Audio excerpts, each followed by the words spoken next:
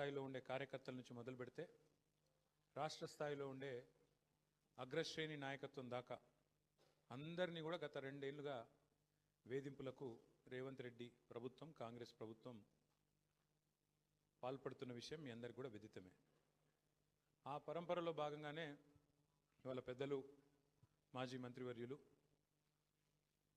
శ్రీ హరీష్ రావు గారిని ఈరోజు ఫోన్ ట్యాపింగ్లో ఏదో విచారణ పేరిట వారు నిన్న రాత్రి అక్కడ సిద్దిపేటలో ఉంటే అర్జెంటుగా ఆగమేఘాల మీద మీరు పొద్దున్నే రావాలా అని చెప్పి రాత్రి 9 గంటలకు నోటీస్ ఇచ్చి పొద్దున 11 గంటలకి హరీష్ రావు గారిని రమ్మని ఆదేశిస్తే ఈ దేశంలో ఉండే చట్టాలు, న్యాయ వ్యవస్థ, రాజ్యాంగం వీటి మీద గౌరవం ఉన్న ఒక పౌరుడిగా, ఒక నిబద్ధత కలిగిన నాయకుడిగా రాత్రికి రాత్రి వాళ్ళ పొద్దున నిజానికి ఆయన కార్యక్రమాలు ఉన్నాయి సిద్దిపేటలో, అవన్నీ రద్దు చేసుకొని ఈరోజు రాత్రికి రాత్రి హుటాహుటిన బయలుదేరి వచ్చి దాదాపు రాత్రి 12 గంటలకు హైదరాబాద్ చేరుకొని వాళ్ళ పొద్దున ఉదయమే మళ్ళీ తిరిగి విచారణకు హాజరైనారు. కానీ ఈ విచారణ చూస్తూ ఉంటే ఈ గవర్నమెంటు ముఖ్యంగా కాంగ్రెస్ పార్టీ యొక్క వైఖరి చూస్తుంటే గతంలో చెప్తారు తాను చెడ్డ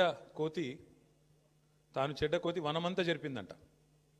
అట్లాగా రేవంత్ రెడ్డి గారు ఆయన గతంలో దరిద్రపు కొట్టు పనులు చేసిండు కాబట్టి, దొంగ పనులు చేసి దొరికిపోయిండు కాబట్టి, డబ్బు సంచులతో దొరికిన దొంగ కాబట్టి అందరు కూడా అదే బుద్ధులు ఉంటాయి అనుకునే ఒక పద్ధతుల్లో ఆయన వ్యవహారం కనబడతా ఉంది. ఆయన కంటిన బురద అందరికి అంటాలని చెప్పి ఆయన పాపం తాపత్రయపడుతున్నాడు, తహతహలాడుతూ ఉన్నాడు.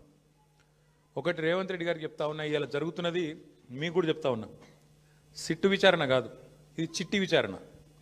చిట్టినాయుడు గారు నడిపిస్తున్న ఒక పనికిమాలిన విచారణ తప్ప, ఓ లొట్టపీసు కేసులో ఇంకో పనికిమాలిన చిట్టి విచారణ తప్ప సిట్టు లేదు, తిట్టు లేదు, ఆడ ఏమి లేదు.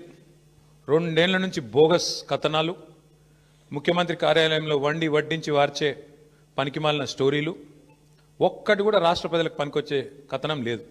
పనికి మాలిన స్టోరీలతో 2 ఏళ్ళు టైంపాస్ చేస్తూ ఉన్నాడు. నేను అడుగుతా ఉన్నా ఆయనని, రేవంత్ రెడ్డిని, 1 కాదు 2 కాదు, ఇంకో 1000 వేసుకో, నీ సిట్టులు చిట్టీలు ఇంకో 1000 వేసుకో,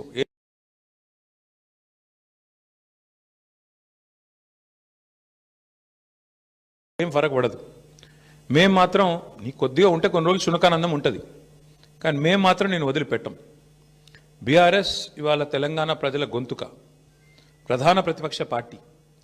మీరు ఎన్నికల్లో ఆనాడు మమ్మల్ని ఓడించడానికి అడ్డమైన మాటలు చెప్పి, అడ్డగోలు హామీలు ఇచ్చి, అందమైన అబద్ధాలను 6 గ్యారంటీ కార్డుల రూపంలో ప్రచురించి